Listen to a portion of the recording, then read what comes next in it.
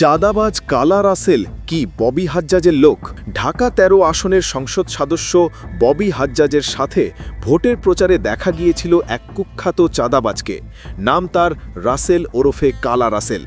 রাজনৈতিক দাপট দেখিয়ে এলাকায় চাঁদাবাজি শুরু করেছিল রাসেল, যার প্রমাণও মেলে সিসিটিভির ফুটেজে।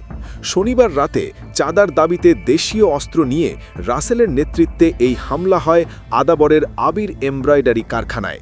কর্মচারীদের মাসিক বেতন ভাতা দেওয়ার সময় ৮ থেকে ১০ জন এই হামলা চালায়।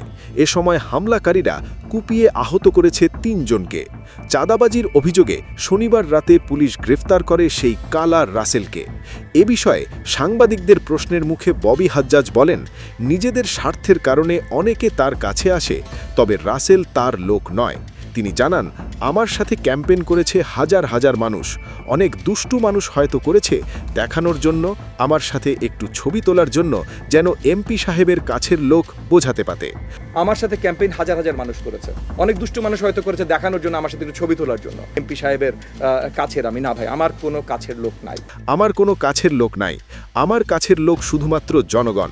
এবং আমি রাতে ইমিডিয়েট ওসি সাহেবকে এবং ডিসি সাহেবকে জানিয়ে দিয়েছি যে যত তাড়াতাড়ি সম্ভব অ্যারেস্ট করেন।